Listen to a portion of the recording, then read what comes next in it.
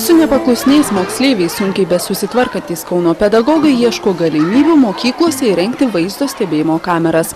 Incidentų neišvengiant ne tik per pertraukas, bet ir pamokose, filmuoti siūloma ne tik mokyklos prieigas, bendrasias patalpas, bet ir visus kabinetus.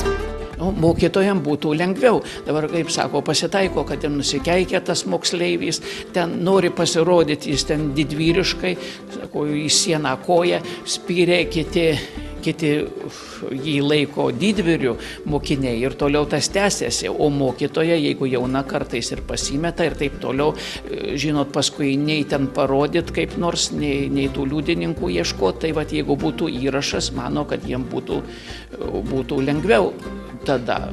Kiek teko bendrauti su mokiniais, tyrimą atlikome, tai patys vaikai pageidauja to, todėl, kad tai labai sudrausmina tuos, sakysim, nedorai elgiančius mokinius, pirmas dalykas.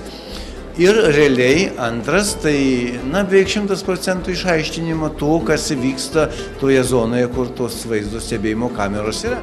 Kauno Kazio Griniaus vidurinėje mokykloje kameros veikia jau 3 metus. Apie 20 vaizdo stebėjimo kamerų nuolat filmuoja mokyklos kiemą ir koridorius. Pasak direktoriaus, tokios įrangos nauda jaučiama iškart. Ar peštynės tarp vaikų, ar kiti kažkokie tai įvykiai koridoriuose, ar šalia mokyklos iš karto, jie nelieka nepastebėti, kadangi vaizdo kameros fiksuoja ne tik tai tuo metu, bet galima pasižiūrėti ir įrašą ir nustatyti, sakykime, konflikto pradžią, konflikto priežastis ir panašiai. Nepaisant kolegų įvardyjamų privalumų, mokyklas apstatyti kameromis skuba ne visi.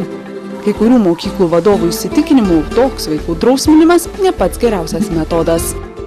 Vaizdo kameros būtų žingsnis link kažkokios tai kolonijos. Tai galbūt kai kurio ypač ekstremalūs dalykai, tos vaizdo kameros iš tikrųjų labai operatyviai padeda likviduoti, bet tik tai labai tokius stiprius dalykus.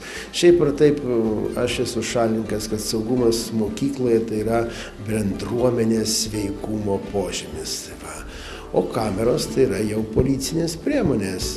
Pasiūlymas filmuoti ne tik bendrasias erdves, bet ir kabinetus vertinamas dar atsargiau. Tam linkę prieštarauti net ir patys vaizdo stebėjimo kamerų mokyklose šalininkai. Nežinau, aš, pavyzdžiui, kaip mokytojas, aš nesimčiau tos, nes tai šiek tiek gali rodyti galbūt net ir, kad lyg ir nesusitvarko, lyg tai kažkas kažko tai bijo. Man tai panašu, kaip Stalinas turėjo savo rašomajam stale visų kabinetų mikrofonus ir įsijungdavo kur koks. Vaizdo stebėjimo kameras Kaune yra įsirengusios apie 20 mokyklų.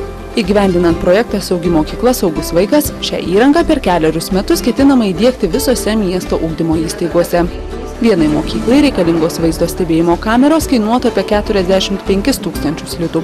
Norint jas įrengti visose mokyklose, prireiktų milijoninių lėšų. Dar didesnės sumos reikėtų, jei būtų nuspręsta stebėti ne tik bendrasias patalpas, bet ir visus kabinetus. Reporterė Kristina Karlonė, Kaunas.